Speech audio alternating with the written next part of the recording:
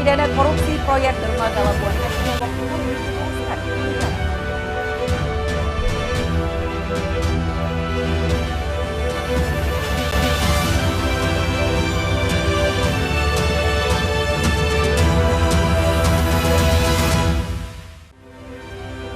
Halo, apa kabar Anda pemirsa? Dua informasi tadi bersama informasi menarik lainnya akan kami persembahkan untuk Anda dalam Ais NTB hari ini. Bersama saya Korea Fiza, inilah Ais NTB.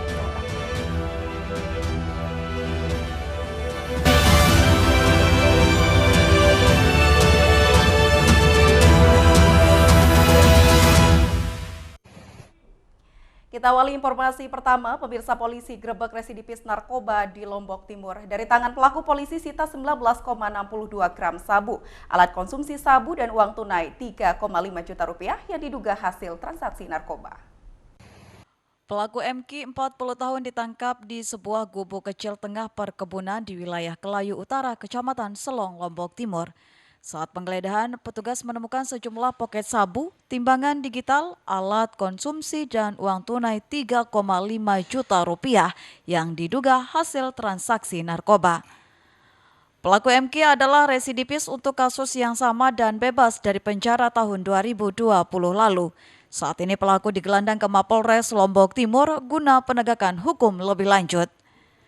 Dari tangan pelaku, polisi menyita 19,62 gram sabu siap edar dan uang tunai jutaan rupiah. Terduga pelaku inisialnya MQ, laki-laki, umur 46 tahun, alamat Gubuk Tengah, Kelurahan Kelayu, Kecamatan Selong.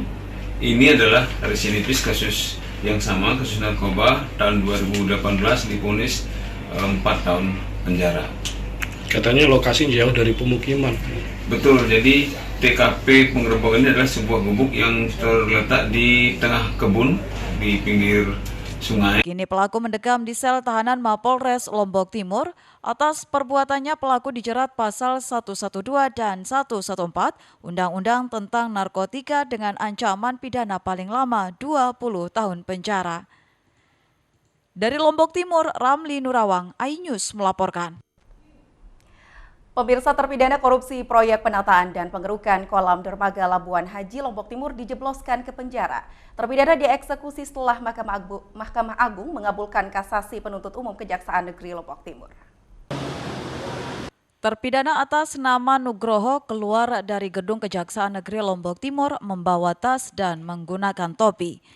Nugroho langsung digelandang ke lapas kelas 2B Selong. Terpidana dieksekusi setelah Mahkamah Agung mengabulkan kasasi penuntut umum dalam kasus korupsi proyek penataan dan pengerukan kolam Labu Dermaga Labuan Haji Lombok Timur tahun 2016. MA menghukum terpidana 3 tahun penjara dan denda senilai 200 juta rupiah. Sebelumnya Nugroho sebagai pejabat pembuat komitmen didakwa melanggar pasal 2 dan 3 Undang-Undang Tindak Pidana Korupsi dengan tuntutan pidana 8 tahun dan denda 200 juta rupiah karena bersangkutan diduga terlibat pencairan uang muka proyek senilai 6,7 miliar. Dalam perjalanannya, Nugroho divonis bebas oleh Pengadilan Tipikor Mataram tahun 2022 lalu hingga jaksa mengajukan kasasi. Pidana hari ini datang atas nama Nugroho, kita langsung melaksanakan eksekusi terhadap yang bersangkutan. Ini ditahan juga. Langsung kita laksanakan eksekusi karena di putusannya yang terpidana dijatuhi pidana selama 3 tahun, subsidiar denda 200 juta, subsidiar 6 bulan kurungan. Kalau yang Labuan Haji ini berapa?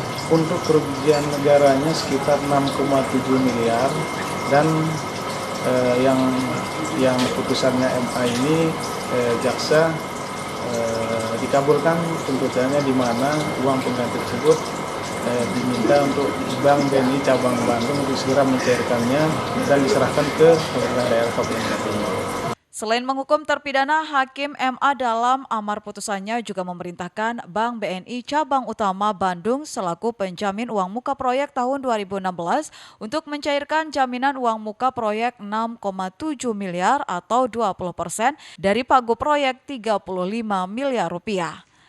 Dalam kasus ini, jaksa menetapkan 2 tersangka yaitu Nugroho sebagai pejabat pembuat komitmen dan Taufik Ramdhani sebagai kontraktor yang kini masih buron.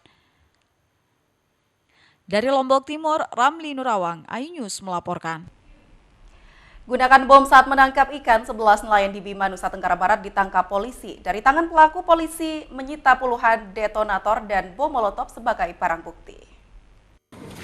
Inilah ke-11 nelayan asal Bima yang diamankan Pol Airut Polda NTB, yakni berinisial H 31 tahun, M 60 tahun, T 24 tahun, S 47 tahun, NA 19 tahun, SI 18 tahun, F 25 tahun, A 24 tahun, J 48 tahun, JU 55 tahun, dan SY 22 tahun.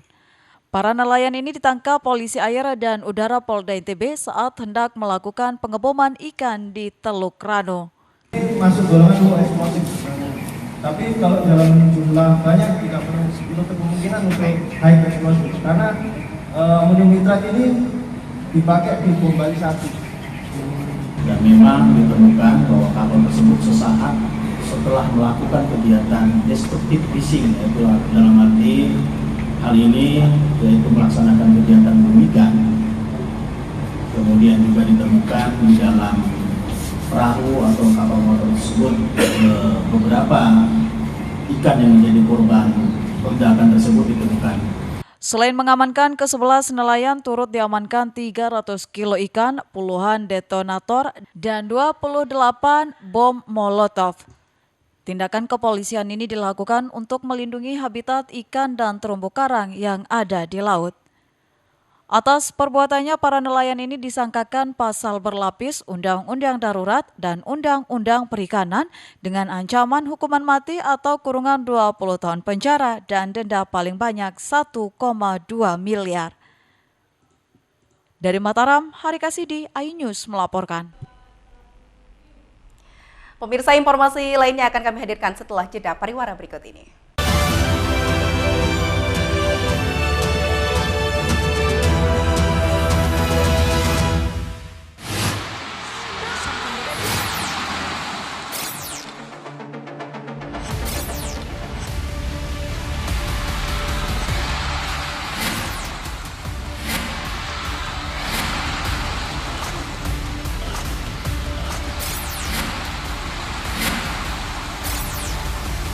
BWF ASEAN Tour 2023 live iNews, new home of badminton.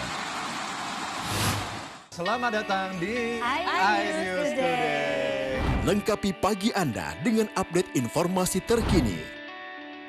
Apa penyebabnya? Apakah karena aspal ruas jalan ini ambles membentuk lubang? Boleh nggak sih dikasih senjata? Tidak boleh. Saya punya di bawah supervisor. Kita akan langsung bergabung bersama Giselia Nurahmat. Sejumlah bahan pokok mulai mengalami kenaikan. iNews Today setiap Senin sampai Jumat pukul 10 pagi di iNews.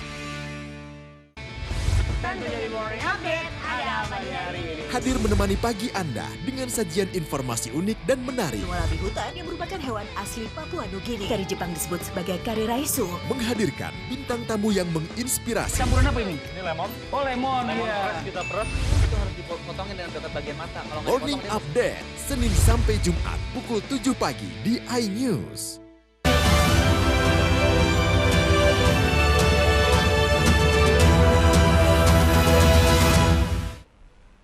Terima kasih Anda masih bersama kami, pemirsa. Para petani di Desa Tanah Au, Lombok Tengah memanen lebih awal tanaman padi mereka karena dilanda kekeringan.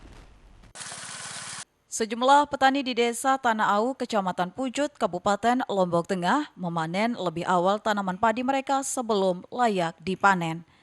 Panen paksa dilakukan petani lantaran kondisi tanaman yang tidak kunjung berkembang sementara sudah melebihi batas usia padi.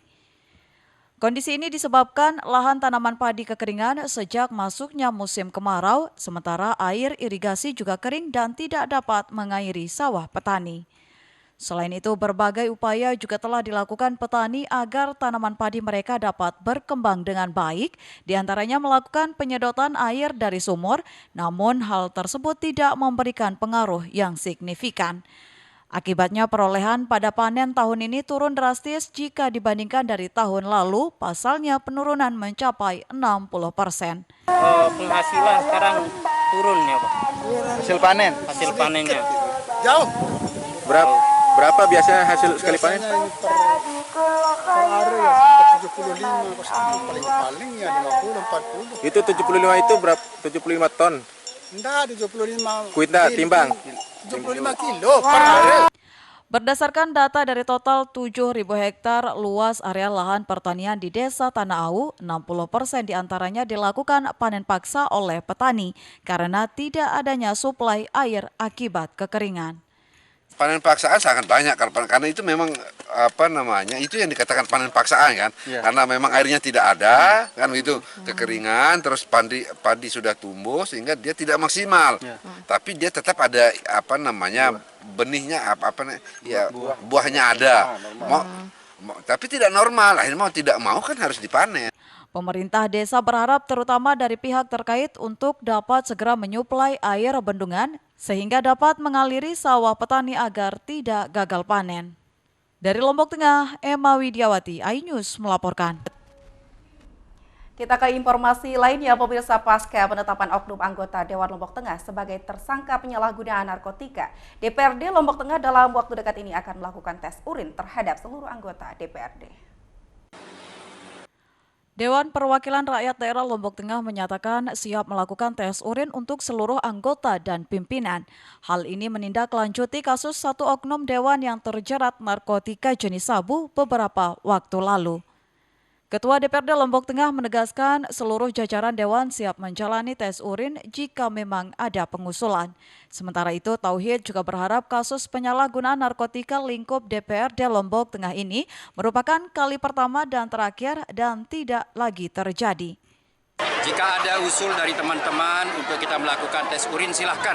Bila perlu, teman-teman dari media yang memfasilitasi hal tersebut. Kita lihat saja biarkan proses hukum berjalan. Nanti tentu kami dari lembaga legislatif kan kita punya alat kelengkapan dewan yang bernama Badan Kehormatan. Seperti apa nanti Badan Kehormatan menyikapi hal tersebut. Untuk nasib oknum DPRD Lombok Tengah yang kini ditahan di Mapolres Lombok Tengah hingga kini belum dapat diputuskan. Keputusan dapat dilakukan setelah melihat proses hukum yang berjalan dan akan ditentukan nantinya berdasarkan alat kelengkapan dewan, yakni Badan Kehormatan. Dari Lombok Tengah, Emma Widiawati, iNews melaporkan. Kita ke informasi haji, pemirsa. Jemaah calon haji Kloter 3 Kabupaten Lombok Barat diberangkatkan dari 388 orang calon jemaah haji, 70% didominasi lansia. Jemaah calon haji Kabupaten Lombok Barat diberangkatkan Jumat dini hari dan JCH Lombok Barat didominasi para lansia sehingga membutuhkan perhatian ekstra, ditambah lagi banyak dari mereka yang mengidap penyakit bawaan. Persentase jemaah calon haji Lombok Barat hampir 70% lansia, dengan ini jemaah tertua berusia 102 dan 100 tahun. Jemaah lansia tentunya menjadi perhatian dan memerlukan pendampingan ekstra agar bisa melaksanakan haji dengan maksimal. Kepala Kantor Kemenak Lombok Barat Iskandar dalam laporannya mengatakan JCH Lombok Barat Kloter 3 yang diberangkatkan sebanyak 388 orang terdiri dari 193 perempuan dan 195 laki-laki, 115 diantaranya JCH lansia. Kaitan dengan petugas kan semua sudah dipersiapkan matanya, termasuk ada petugas medis, ada dokter, ada perawat. Di samping itu juga di DPHD itu juga ada juga untuk pelayanan kesehatan. Di samping itu juga kita menghimbau kepada temannya atau rombongan untuk memperhatikan lansia, mengurus mereka juga. Jemaah calon haji diminta menjaga kondisi kesehatan mereka karena cuaca di Tanah Suci Mekah sangat ekstrim. Dari Lombok Barat, Muzakir, iNews melaporkan. Pemirsa, kami hadirkan informasi lainnya setelah jeda pariwara.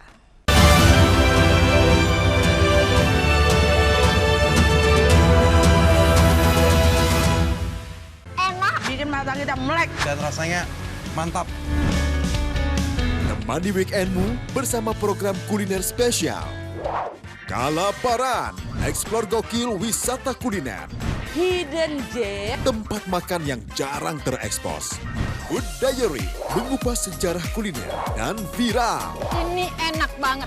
Saksikan kuliner spesial weekend, Sabtu dan Minggu, pukul 10 pagi di iNews. 3 host ternama Indonesia. Saya Aiman Caksono. Saya Prabowo Revolusi. Saya Abraham Silaban. Pembuka tabir. Saya tadi coba ke depan, saudara, tidak ada tempat satupun untuk memarkir mobil. Jadi kalau punya Rubicon di sini rasanya juga sulit. Simproof Golf 13, nomor 29. Kemarin kan supir-supirnya. Oh, ada berapa supirnya? 1. Pakai mobil apa? Mobil plat merah juga. Plat merah. Mengungkap fakta. Rupanya konspirasi itu ini. Oh iya. Apakah jadi capres atau cawapres lagi? Art of impossibility. Art of impossibility. Negara ini sudah merdeka. Negara ini berdaulat. Ada rakyatnya, ada pemimpinnya, dan harus dihargai oleh semua dunia. Menyuarakan keadilan. Ibu menyebutkan keberatan. Iya betul. Warga mempersoalkan hak kepemilikan tanah di sini. Nengok dia, diangkut-angkut, diludahin mukanya. Ini adalah tulisan tangan dari Shane yang dititipkan kepada saya. Hanya di iNews. Kompilasi seputar keunikan, keajaiban, dan hal-hal menarik di berbagai belahan dunia. Suku Sentinel dipercaya berasal dari Afrika yang bermigrasi ke pulau itu sejak 60.000 tahun yang lalu. Seperti apa sejarah kelam dari tragedi tenggelamnya kapal Titanic? Lantas siapa tokoh di balik anime yang legendaris? OMG, setiap hari pukul 8 malam, hanya di iNews.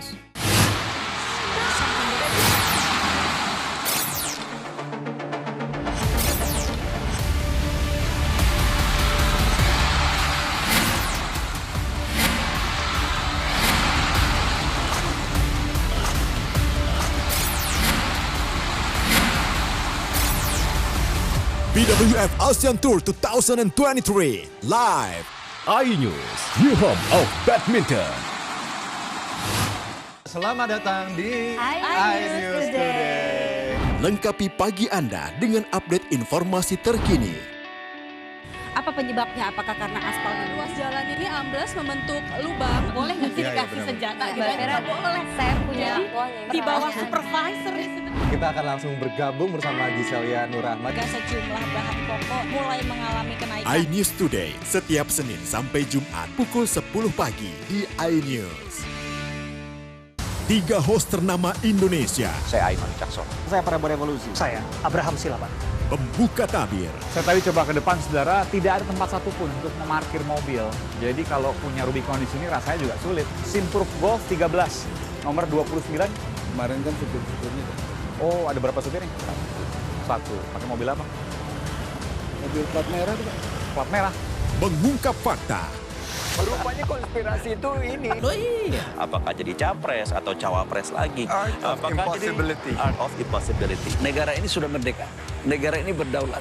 Ada rakyatnya, ada pemimpinnya, dan harus dihargai oleh semua dunia. Menyuarakan keadilan. Ibu menyebutkan keberatan. Iya betul. Warga mempersoalkan hak kepemilikan tanah di sini. Nengok dia, diangkut-angkut, diludahin mukanya.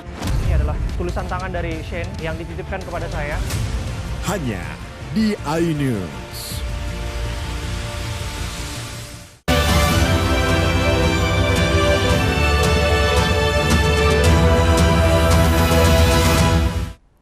Terima kasih Anda masih bersama kami dalam iNews NTB. Nah pemirsa, untuk Anda yang ingin berlibur, Anda bisa berlibur ke Pantai Cemara, Kabupaten Lombok Barat. Karena selain berenang, pengunjung dapat menikmati wisata berkuda. Berada dekat dengan area Pelabuhan Lembar, Lombok Barat, berlibur di Pantai Sunset Point Cemara tidak hanya menyuguhkan keindahan pantai di kawasan Lombok yang eksotis, tetapi juga pengunjung dapat menikmati lalu lalang kapal yang tengah menyeberang. Jika bosan bersenang di pantai ini, pengunjung juga dapat berjalan-jalan mengelilingi kawasan Pantai Cemara menggunakan kuda yang disewakan. Cukup merogoh kocek sebesar Rp25.000, Anda dapat berkeliling melihat indahnya kawasan pantai yang terletak di Desa Lembar. Sayangnya akses menuju ke Pantai Cemara masih belum memadai sebab harus melewati jembatan satu-satunya yang telah reot meski masih aman dilalui kendaraan. Jenis kuda yang dipakai apa nih Bang? Kuda Sembawar ya. Oh, kuda lokal deh. Ini lokal. Tapi kudanya ini ya jinak ya? Iya, udah terlatih dia. Sudah terbiasa Ya, berarti. kalau kuda dipakai ini semuanya jinak-jinak semua. Udah terlatih semua. Kalau untuk biaya sendiri berapa tariknya Bang? 25 per tariknya per satu kali jalan, bolak-balik lah gitu. Ini 500 meter lah. 500 meter. Sini sehari bisa dapat berapa Bang? Tergantung Pak. Kalau lagi rame-ramenya dapat 200. Kalau lagi sepinya ya 50, 100. Udah gitu. Karena ini yang paling dekat dari rumah dan tempatnya juga bagus, enak, nyaman buat liburan bareng keluarga. Selain destinasi wisata pantai, di sini apa aja yang bisa dinikmati? Mungkin seperti tadi ada kuda, terus ya itu sih mungkin ada lebihnya, ada kuda, terus banyak tempat makan juga.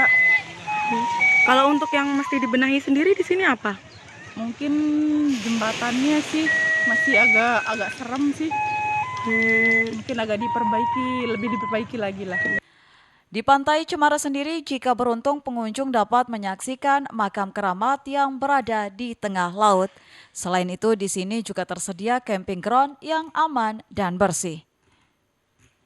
Bagi pengunjung, tidak perlu repot memikirkan makanan atau minuman, sebab di seputaran pantai terdapat banyak pedagang. Selain itu, jika beruntung, pengunjung bisa membeli ikan segar dari nelayan yang baru pulang melaut. Dari Lombok Barat, Rizka Anjani, iNews melaporkan.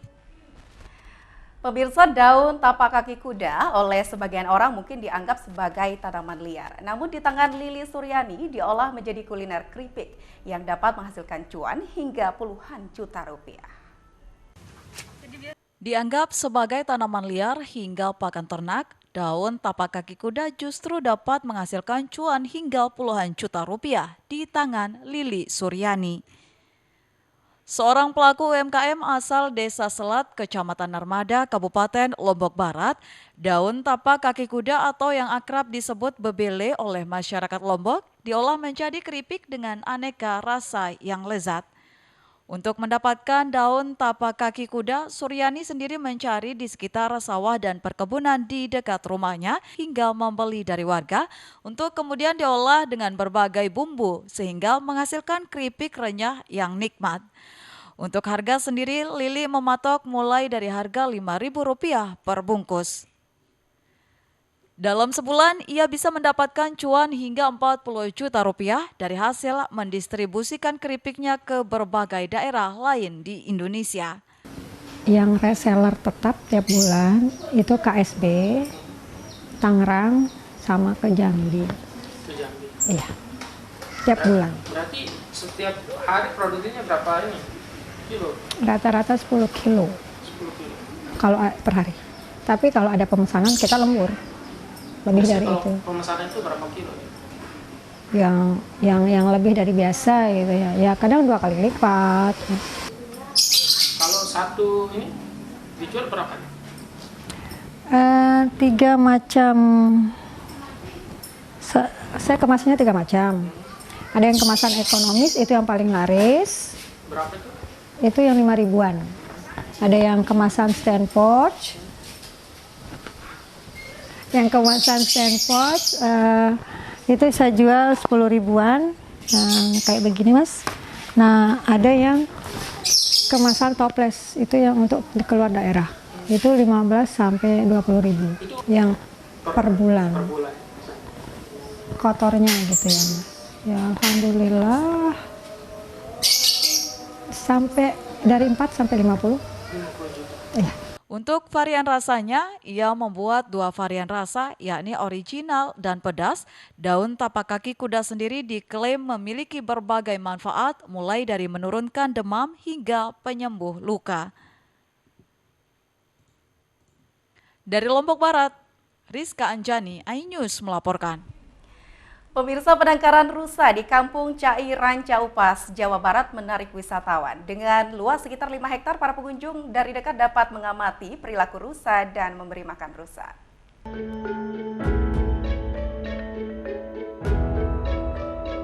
Saat ini saya akan menuju ke salah satu tempat yang memiliki keanekaragaman hayati yang dimiliki Ciwidey.